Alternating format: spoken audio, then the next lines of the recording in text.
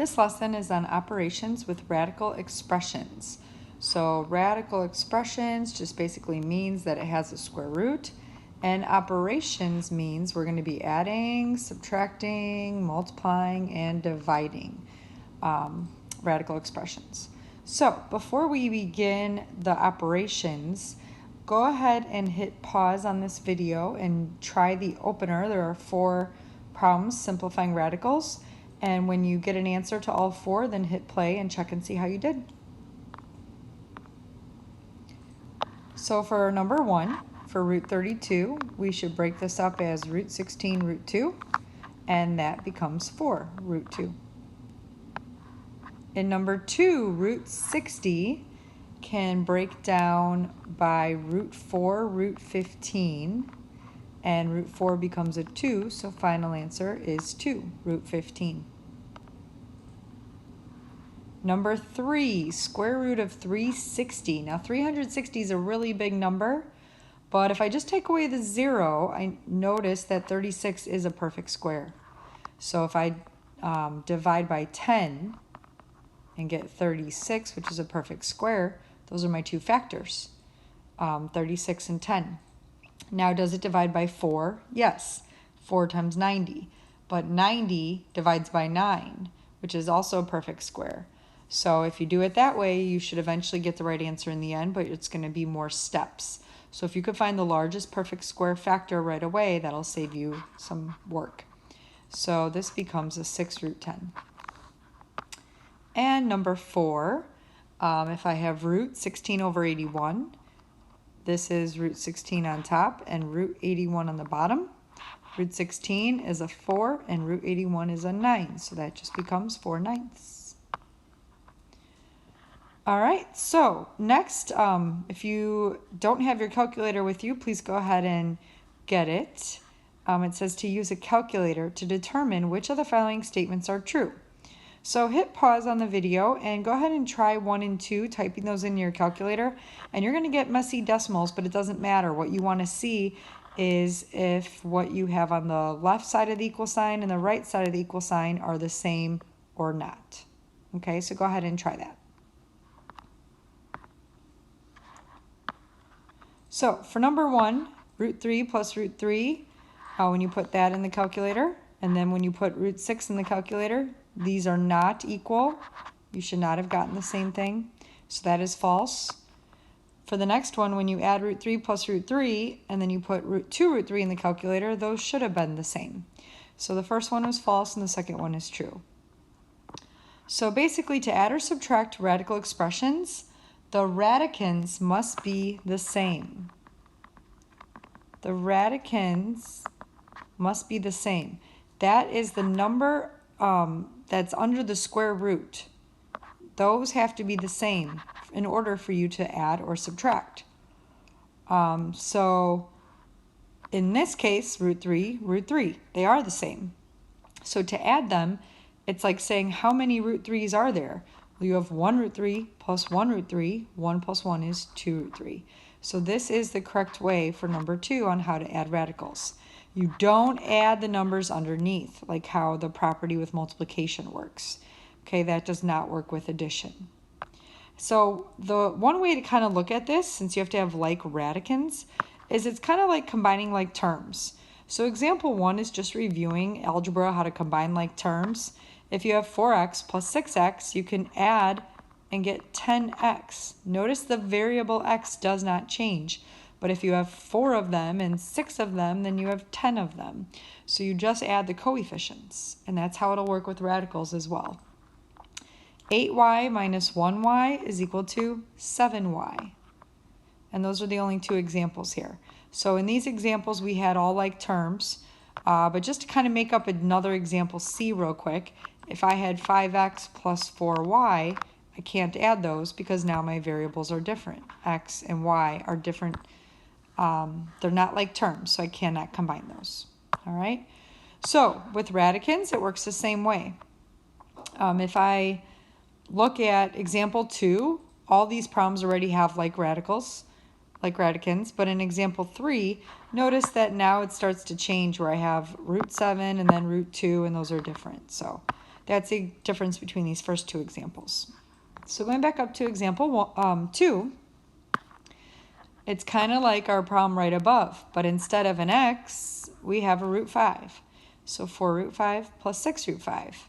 Root 5 is not going to change at all, but I add those coefficients together. 4 plus 6 is 10. So my answer here would be 10 root 5. Now you should not be using your calculator for this. If you use your calculator for this, you'll get a decimal because root 5 is not a perfect square, so that doesn't work out to be a whole number. The only reason we were using the calculator above was just to kind of explore how to come up with how to add radicans. And we saw that number 2 worked, number 1 did not. But we shouldn't be using our calculator now in any other problems unless you wanted to just put in 4 plus 6. All right, part B, just like the example right above, we have a root 3 in place of the y. So 8 root 3 minus, it might help to fill in a 1 root 3. So 8 minus 1 would be a 7. So we have 7 root 3 is our answer on part B. Part C is the same thing, except now there's 3 terms. So I have a 9 root 2 minus 4 root 2 plus 1 root 2. So the good news is that all of the radicals have the same number, root 2. So we have to just basically take 9 minus 4 plus 1. And then we'll have root 2 with that answer. 9 minus 4 is 5. 5 plus 1 is 6. So my answer there is 6 root 2. Now I'm going to have to, in example 3, pay attention to those numbers underneath. I like using different colors, so what I'm going to do is I'm going to highlight the terms that have root 7.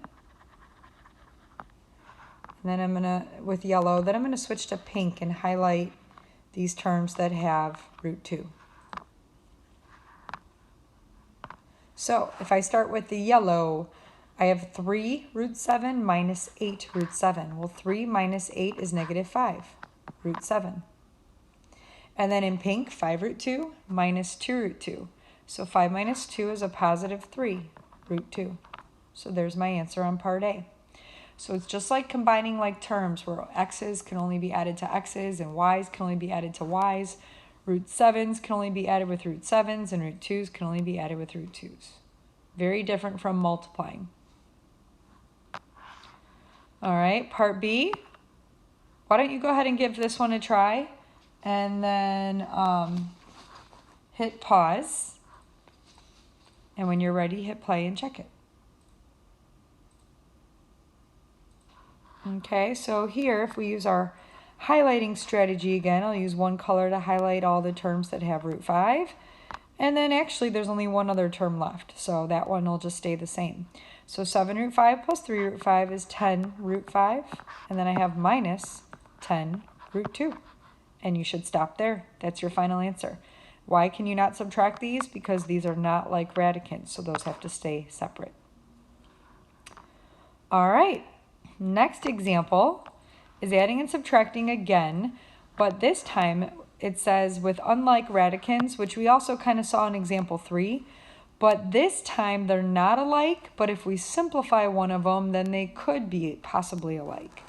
So we're combining the adding and subtracting with simplifying radicals like we had in our opener. So in example 4, root 2 plus root 18. First of all, this is not root 20. You cannot simply add the numbers underneath together. That's not how it works with radicals when you're adding. Now, since these are not the same, I can't add them, but if I simplify root 18 first, let's see what happens. So I have root 2 plus root 18 can be broken down as root 9, root 2, and then that becomes 3 root 2. And then I still have my root 2 plus in front of that. Now I do have like radicants, root 2 plus 3 root 2. So if I put a 1 here, 1 root 2 plus 3 root 2 is 4 root 2. And there's my final answer. So that's why in the directions it says simplify each term first. Root 18 can be simplified to 3 root 2. Now I am able to add the two terms together. So So let's take a look at part B. Now I have a root 3 here and a root 12 here, so I cannot subtract those. But root 12 can be simplified. Root 12 can break down by root 4 root 3, which is 2 root 3. So if I bring down the first part of the problem, 5 root 3 minus 2 root 3, now that I have like radicans, 5 minus 2 is a 3 root 3. And part C. Ooh, here we have 3 terms. We have a root 20, a root 5, and a root 45. So those are all different. But if I simplify any of these that can be simplified, which we should be able to simplify a root 20 and a root 45, then we can see if from there we have any like terms to combine. So if I have that 2 out in front, I don't want to forget about that. Root 20 is root 4 root 5. Plus, I'm not doing anything with this 3 root 5 quite yet. Minus, I don't want to forget about that 6. And then root 45 is root 9 root 5. So in the first and the last terms, I now have a perfect square under a root that I can simplify. So I'll highlight that here. Root 4 is equal to 2. Root 9 is equal to 3. So if root 4 is a 2, I have 2 times 2, which is a 4. So basically I just change that to a 2. And then I'm multiplying 2 times 2 times root 5 together. 3 root 5 doesn't change. I have a minus, root 9 is 3. So 6 times 3 is 18, root 5. Now all 3 of my terms have root 5 in them. So if I take 4 plus 3, I get 7. 7 minus 18 is negative 11, root 5, and there's my final answer.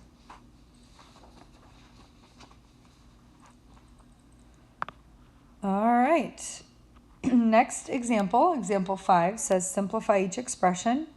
So once again, without radicals, just kind of going back to algebra and using variables here. We're just reviewing some properties here, or what to do when you're multiplying.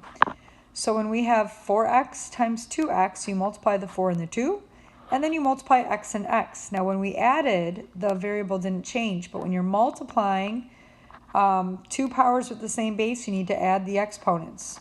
So this becomes an x squared because my exponents were 1s. 1 plus 1 is a 2. So just to distinguish between addition and multiplication, if I had 4x plus 2x, I would get 6x. 4x times 2x is 8x squared. So not only are we adding these numbers and multiplying these numbers, but with addition, the variable does not change at all. With multiplication, the variable does change because you add those exponents. So here we have the distributive property. I'm going to distribute 3x times x, so it's a 3x squared. And then I have a plus 3x times 5x squared. So 3 times 5 is 15. X times x squared is x cubed because I add 1 and 2 to get the exponent of 3. So now that we've reviewed these just using variables, we are going to apply distributive property and multiplication with radicals. So example 6, we have in part A, 4 root 3 times 2 root 6. So I'm going to multiply the 4 and the 2 together because those are both outside the radical. And then underneath the radical, I'm going to multiply 3 and 6 together to get 18. Now root 18 can be simplified, root 9, root 2. And root 9 changes to just 3. Square root of 9 is 3. So I have an 8 times a 3 times a root 2. 8 times 3 is 24 root 2. So there's my final answer. So when you're multiplying radicals, do you need like radicans? No, that's only adding and subtracting. Multiplying, we multiply the numbers underneath. The next example, why don't you pause and go ahead and try this one and then hit play to check it. All right, so in part B, If I kind of rewrite this problem, on the outside I have a 3 and I have a 6, and on the inside of the root I have a 2 and I have an 8. So you don't have to show this step right away. You can do 3 times 6 and get 18, and then underneath the root, 2 times 8 is 16. Now root 16, when you're trying to think of what perfect square factors does 16 have, look at the number 16 itself. It is a perfect square, so that just becomes a 4. 18 times 4 is 72. And there's your answer on part B. Let's take a look at our next example where now we are using distributive property with radicals. So on part A, I'm going to distribute this entire 3 root 2 to root 2 and then to 5 root 3. So if it helps you to write that out, this is kind of an optional step. You have 3 root 2 times root 2 plus 3 root 2 times 5 root 3. So when I do 3 root 2 times root 2, the root 2's can multiply together to root 4, which is just 2. So I have 3 times 2, which is really just a 6. And on the 3 root 2 times 5 root 3 part, 3 times 5 is 15. Underneath the root, 2 times 3 is a 6. So that just stays 15 root 6, because root 6 cannot be simplified any further since 6 does not divide by 4. So here's my final answer. I cannot add these terms together because they do not have like radicans. This has root 6, this doesn't have any root at all, so they just stay separate.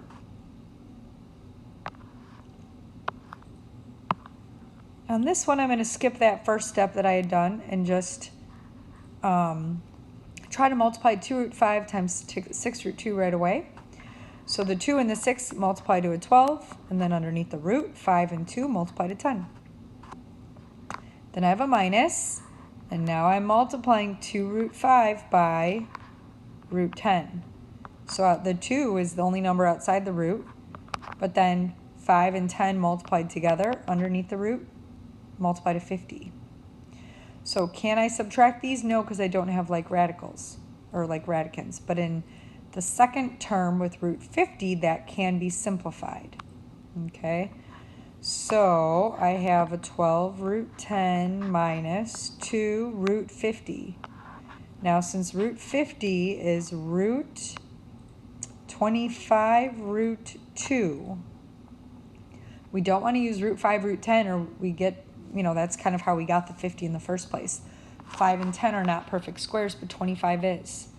So root 25 is a 5, and then we have a root 2. So if root 50 becomes 5 root 2, now I can just multiply this 2 and 5 together. So I have 12 root 10 minus 10 root 2. And here I thought maybe we'd be able to actually subtract, but we can't. We have a root 10, root 2. Those are not like radicans.